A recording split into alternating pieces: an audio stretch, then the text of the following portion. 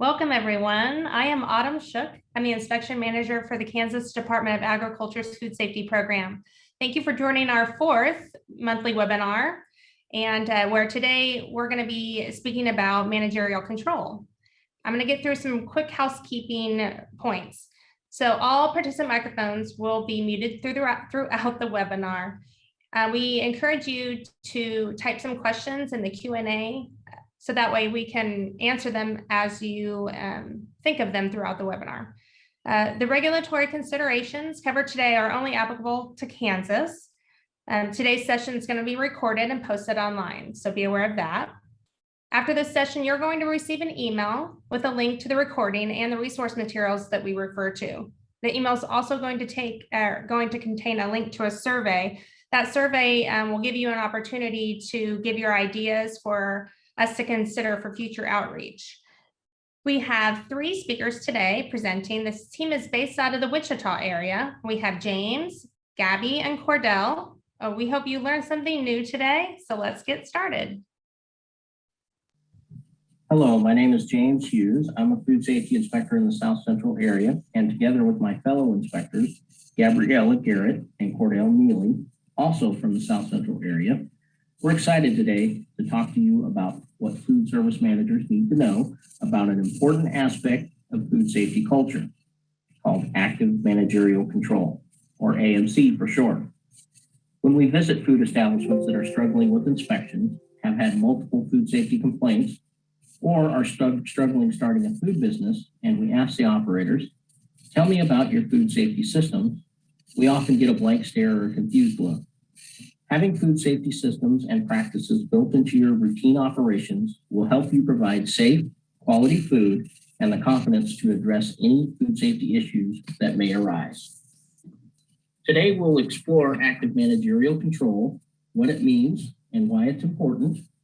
Gabby will talk to you about how to achieve AMC through policies, standard operating procedures, and training. And then Cordell will explain why monitoring and verification are important, and also what corrective actions to take. We'll then highlight some helpful resources that cover some of the tools that we will be discussing, followed by answering some of your questions. But why should you care about active managerial control?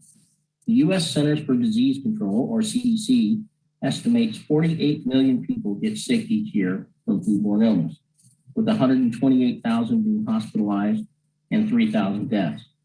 Having systems in place to proactively manage the things that lead to foodborne illness is key to doing your part to keeping your customers safe. The CDC has identified 5 risk factors that lead to most foodborne illnesses: poor personal hygiene, improper holding temps, inadequate cooking, contaminated equipment, cross-contamination, and food from unsafe or unapproved sources. Creating and implementing a system of food safety policies and practices to proactively control these risk factors is critical. That is the point to AMC. Some of you might be wondering what's in it for you. Studies have shown proactively managing the 5 common foodborne illness risk factors will result in fewer customer complaints, eliminate foodborne illness and the associated loss of revenue, ensure safe, quality food, reduce food waste, and way down low on the list, less stressful regulatory inspection or food safety audit. Now I'll turn it over to Gabby to get us started on executing active managerial control.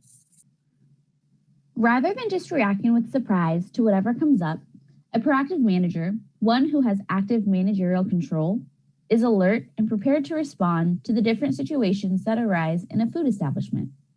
On any given day in your facility, there are many things that can go wrong. When you have active managerial control, you are prepared for any of these situations. A proactive manager is aware of the food code requirements. Knowing the minimum and maximum holding temperatures, minimum cooking temperatures, employee illness requirements, and warewashing requirements will help you ensure good food safety practices and a reduction of those 5 foodborne illness risk factors James talked about. For your reference, the food code is available on our website. Chapter 2 of the Food Code is dedicated to management and personnel in your establishment. This chapter outlines the expected roles and responsibilities of both managers and employees. Here's an excerpt from Chapter 2 of the Food Code. As a manager, there are specific duties and responsibilities you're expected to perform. Keep in mind, as a manager or person in charge, you set the tone on food safety for your entire establishment. The Food Code is written in a very technical manner. To help promote food safety, KDA has produced a concise and easy-to-understand booklet. Our Focus on Food Safety booklet is available in 3 different languages: English, Spanish, and Chinese. These are available on our website, or your inspector can give you a copy. The Focus on Food Safety booklet is jam-packed with helpful information about controlling the 5 foodborne illness risk factors. It's a great resource for you and your employees. In addition to the booklet, we can also conduct free Focus on Food Safety classes. These are usually about 2 hours long and provide a great food safety foundation for your establishment. If you're interested in hosting a class at your facility, please contact your local inspector. In addition to KDA's training and informational materials, there are several other training programs from many providers that are geared at providing food safety training to food establishment managers. Studies have shown that establishments that employ food protection managers that are certified through an accredited program have better compliance with food safety regulations. There are 6 accredited certified food protection manager providers. Probably the best known is called ServSafe from the National Restaurant Association. ServSafe, like some other accredited programs, offers their Certified Food Protection Manager course online in English, Spanish, and Chinese. I highly recommend managers take an accredited food safety course, no matter how many years of experience you may have. I would also recommend sending assistant managers, or the person in charge when you are not in the establishment, through the training as well. This ensures you have a knowledgeable personnel on site at all times. Another important aspect of active managerial control is making sure your crew is set up for success by being supplied with the necessary equipment. Probe thermometers, sanitizer test strips, and hand washing supplies are essential in reducing the 5 foodborne illness risk factors. Employees need to be familiar with this equipment and have access to it in their daily operations. Also, make sure your equipment is in good working order. Broken or malfunctioning equipment poses a threat to both food safety and employee safety. Different processes require different equipment. For example, if your facility is cooling large batches of soup or other potentially hazardous foods, make sure your crew is supplied with enough pots, pans, spoons, ice paddles, and other tools to help speed up the cooling process. Once you have the knowledge and tools, you can make sure that your procedures and policies are up to the challenge. Having good policies and procedures will make sure that you put your knowledge and tools to good use. They will help you when you need to train a new employee, and they will help you tell your food safety story. One example of a procedure is a standard operating procedure, or SOP. SOPs are detailed directions for completing tasks. They tell employees and inspectors how a given task is done. SOPs can be created for a variety of operations, from hand washing to cooking to cleaning. They ensure daily operations are consistently implemented by all employees. Here is an example of an SOP for hand washing. As you see, the SOP provides detailed step-by-step directions for the task. While hand washing may seem like common sense, creating and displaying a hand washing SOP leaves no doubt about the important steps that need to be done, such as using hand soap or turning the water off with your paper towel. As you can see, the SOP also lists out the different situations when employees must wash their hands.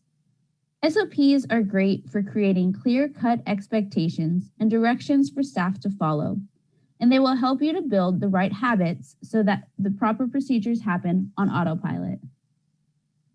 SOPs can be created for nearly every process in your establishment.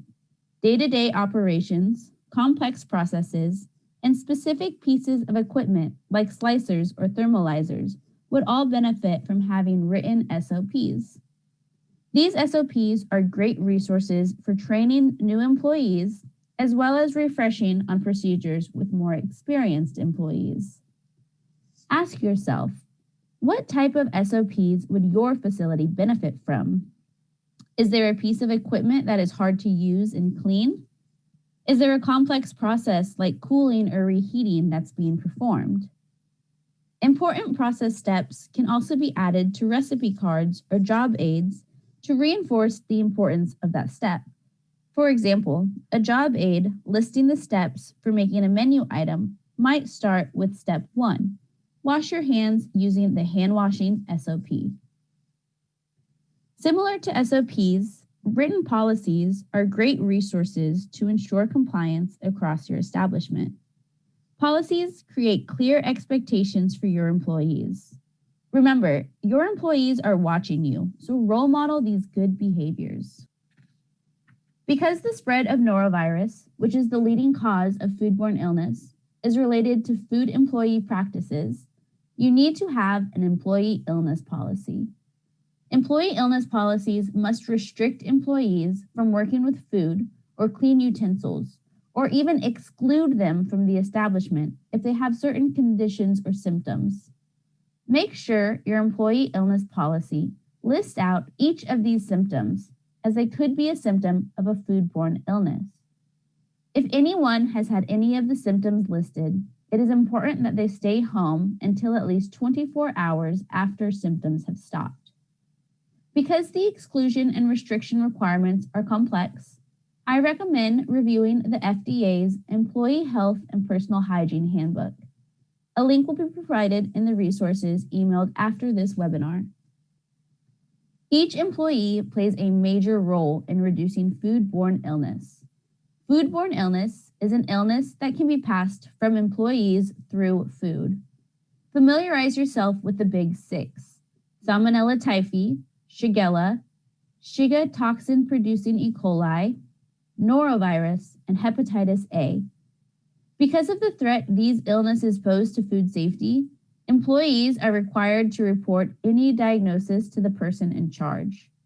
The person in charge must also report that diagnosis to KDA. There have been several outbreaks across the state in the past, but employee reporting and quick intervention can help reduce the number of people who might get sick.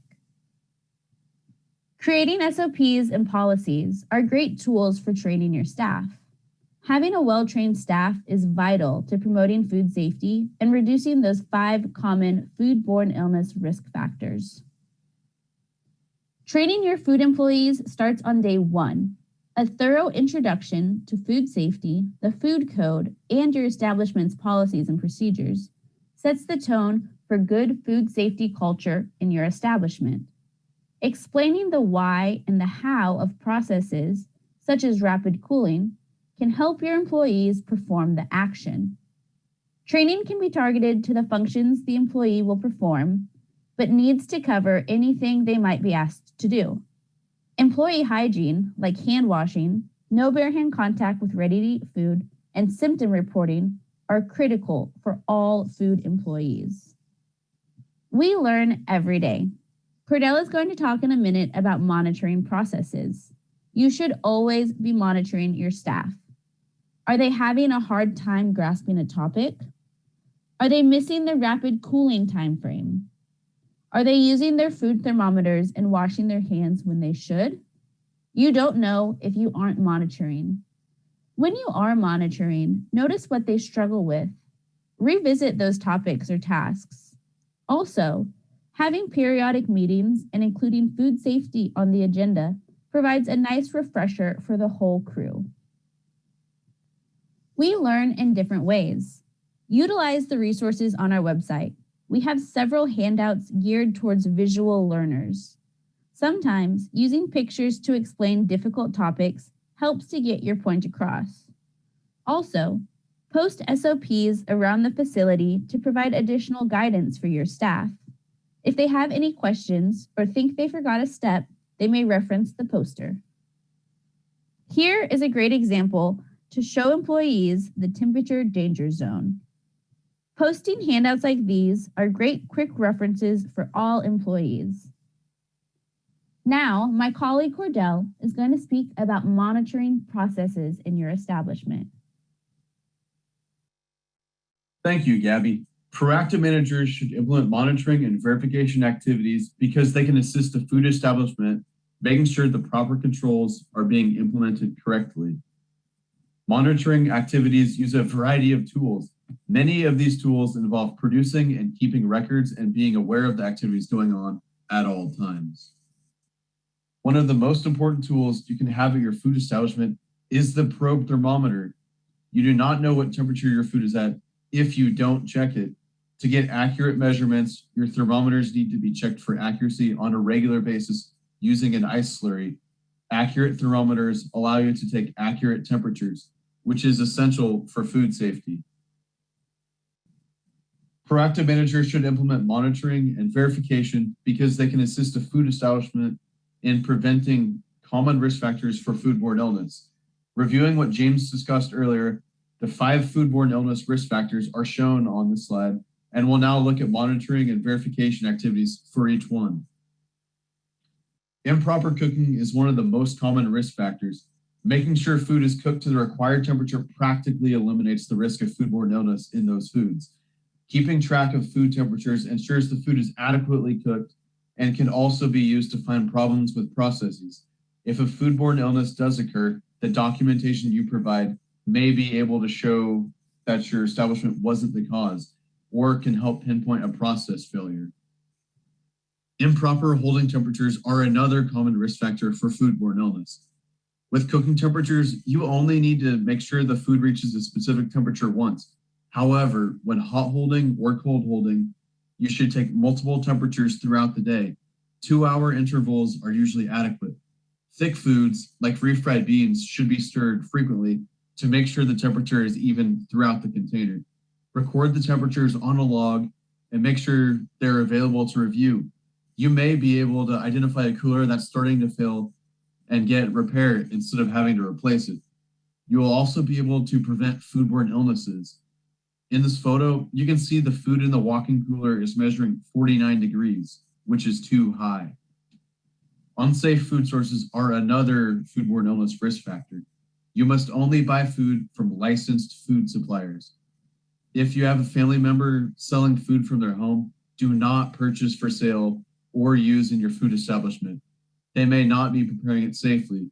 If you buy frozen fish to prepare sushi, make sure you have a letter of guarantee for parasite destruction from your vendor. Poor personal hygiene is another common risk factor for foodborne illness. As a proactive manager, you need to set a good example for your employees. Explain to them the importance of why they should or shouldn't be doing something. As Gabby mentioned, norovirus is transmitted by employee practices. Bare hand contact with ready-to-eat food is a very high-risk practice that can spread norovirus. On the right side of the photo, an employee is handling a ready-to-eat bagel with bare hands. The employee could use tongs, like shown on the left side, or they can wear clean single-use gloves. Our June 28th webinar will discuss how employees can limit the spread of germs. Make sure to sign up for that if you'd like to learn more. Cross-contamination or contaminated equipment is another common risk factor for foodborne illness. Proactive managers should teach their employees to recognize instances in which they might be accidentally contaminating food. I've seen many occasions when cooks crack raw shell eggs onto a grill and then handle a clean plate and ready-to-eat food while wearing the same gloves that touched the raw eggs. In this case, salmonella could be passed on to the customer receiving the food. In the photo, raw chicken is being cut on the same cutting board as the vegetables. It's okay to use the same cutting board, but only if the vegetables are being cut first. In walk-in coolers, we sometimes see raw animal meats or eggs stored above ready-to-eat foods. The raw animal foods could leak juices down onto the ready-to-eat food, which could make someone sick. Store raw meat types with the same meat types, making sure poultry is stored at the bottom. You should also be aware of safely handling foods that may be common allergens, like fish or shellfish. And be sure to clean your equipment often. In-use utensils should be cleaned at least every 4 hours or sooner if they may have become contaminated.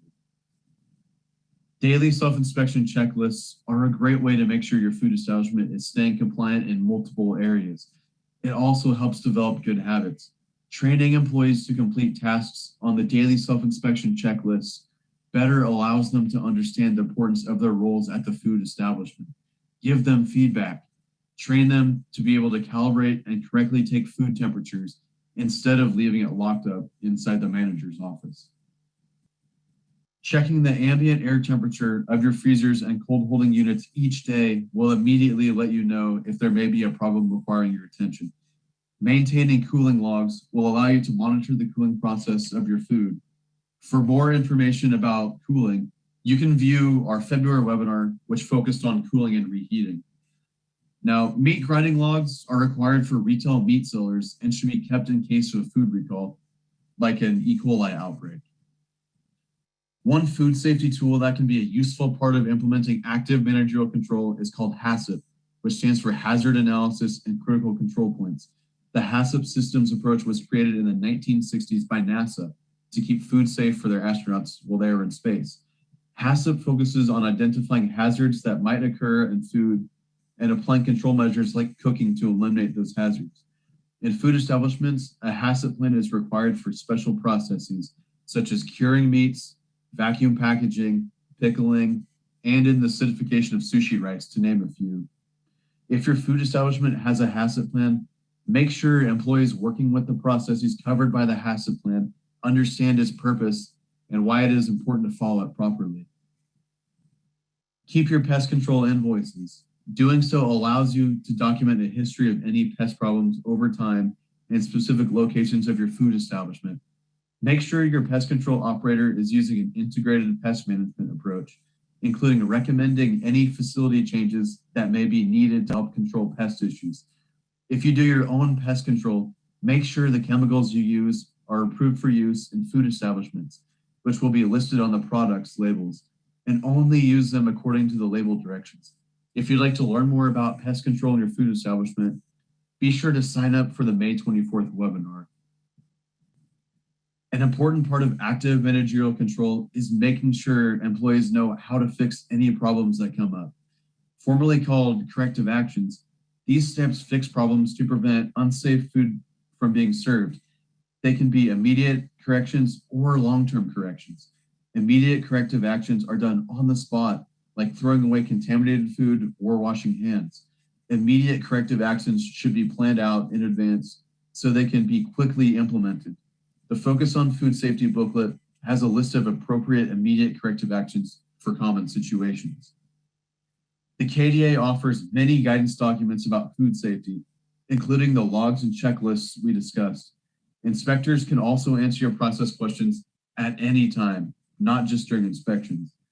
The FDA also has many resources, including detailed posters in many foreign languages, such as Spanish, Chinese, Korean, Russian, Hindi, Arabic, and Vietnamese, like in the posters shown. Gabby previously talked about food safety courses like ServSafe. Those also have useful information about long-term corrections. Now, I'll hand the presentation back to James to conclude it for us. Thank you, Cordell. Today, we explored the concept of active managerial control and why it's important. Gabby covered how having thoroughly trained team, establishing food safety policies and procedures, and ensuring your teams have the necessary resources is vital to implementing active managerial control. Finally, Cordell talked to you about the importance of monitoring and verification. He discussed some of the tools necessary for monitoring your equipment, your food temperatures, and different processes covered, immediate and long-term corrective actions. Putting all these things together will ensure you're taking a proactive approach to managing the 5 foodborne illness risk factors in your facility. Managing food safety will become a culture in your facility. Now I'll turn it over to Adam Inman. All right, thanks team. Appreciate your hard work on this presentation and all the great information that you presented. My name is Adam Inman. I'm the Assistant Program Manager for Food Safety and Lodging here at the Kansas Department of Agriculture. And I want to take this opportunity to say thank you to all of our participants for taking the time today to talk about this very important topic in food safety. And now I'd like to turn it over to Dana Ladner. She's our Compliance Education and Agency Support Program Manager. And Dana will be moderating our question and answer session. Great, thanks, Adam. We have about 5 minutes left today on our webinar. And James, I want to give you this first question. We have over 110 that logged on this afternoon. And I was wondering, what are the main differences between large and small food establishments regarding food safety? Well, the large food establishments, kind of like what Gabby talked about, you may have more employees, and therefore you'll need to train those folks. You also may have more equipment, and like Cordell talked about, you'll have that additional equipment you'll have to monitor as well. However, small facilities can have just as complex of processes as large facilities do. So it really depends on the different facilities and what food processes they're doing. Great, thank you. Cordell, I'm going to address this one to you. Is there a food safety class online for Spanish-speaking employees? One that teaches basic food safety? Thank you, Dana. That's a great question. The KDA doesn't have a focus on food safety class in Spanish, but we do offer focus on food safety booklets in English, Spanish, and in Chinese. And also on our website, we have links to other agencies with non-English handouts and videos. Great. Gabby, I've got a two-part for you. You talked on ServSafe when you were giving your presentation. Is ServSafe just for managers, or can employees take that? And then I'll follow up with a second question after that. Sure. Yeah, so ServSafe actually offers a couple of different programs. There's one that is specifically geared towards managers at food establishments. And they also have one that's a little bit more general for food employees as well. Great. And as far as the information that you guys have talked about classes, et cetera, will those be available or included in the link that will go out with the survey? Are you talking about the ServSafe classes? And those references, those will be in the email that will follow up? Yeah, they'll be in the email. And also, if you're interested in hosting a focus on food safety, just contact your local inspector after the webinar. They'd be happy to set that up for you. Great. Second question I had for you is, what tips do you have for inventory organization? Refrigeration, frozen, et cetera? Sure. So kind of like I mentioned, making sure that your crew is set up for success, having enough necessary equipment for everything. You want to make sure that you've got enough cooler space to keep all of your potentially hazardous foods cold that need to stay cold. Also making sure that you're storing your raw foods down below anything that's ready to eat. Also kind of knowing what is a potentially hazardous food and what needs to stay cold, so that you're not taking up space in your cooler with, say, whole fruits or vegetables that don't have to be kept cold for safety. Also, you could even label shelves in your walk-in cooler or in your dry storage shelves to help employees to know where certain items should go. Great, thanks. James, I have one for you. And then Adam, after that, I've got a couple to throw your way with it. James, what are the requirements for selling food prepared at another restaurant? And then I want to take that the next step. What is the procedure if someone makes food at home to prepare to sell at a restaurant? So kind of a two-part piece for you. Okay, so any business preparing food and selling it to, or providing it to another business for resale would need a KDA FP license or food production license. However, if you have two separate businesses but under the same ownership, then they could provide those food items to the other businesses without having an additional license. And your second part of the question is, you talked about stuff prepared at home. Most generally, stuff prepared in the home facility is not available to be sold or not approved to be sold in a restaurant establishments selling food to the public. Great, thanks. Adam, a couple quick ones for you before we run out of time for those that are participating for us today. Does the consumer advisory protect an establishment in case someone ate a food that's undercooked and claims to get sick? So the consumer advisory is required if you're offering that undercooked food. It has to be prepared to order. They have to be made aware of that food and the risks associated with it. As far as liability, I think anyone would feel terrible knowing that they made someone sick, especially with the serious outcomes and consequences that can happen from those types of illnesses like E. coli and just terrible diseases. So there's a separate question that's beyond what we cover, which would be liability, and that would be for the various food litigation attorneys to talk through if that would in fact waive you. I think under strict liability, my sense is that you'd still be liable for that. It may mitigate the damages based on the consumer advisory being present. So that's something that another part of the consideration for operators. Great. I have one more for you, Adam, and then I have one more for Gabby, and we'll turn it over to Autumn after that. Adam, with everything going on in the world, do food servers need to be vaccinated? I think everyone in the public health community, I think we generally would support vaccination to help get that under control. That said, that's a complicated question. There are a lot of legal minds weighing in on that. If the employers can require it or not, I think you see a lot of businesses out there are offering some incentives to try to get their workforce if there's some hesitancy in getting vaccinated. So we at the state don't have a requirement for that, but we're definitely encouraging it and trying to make sure that whenever possible they can have access to get those vaccinations.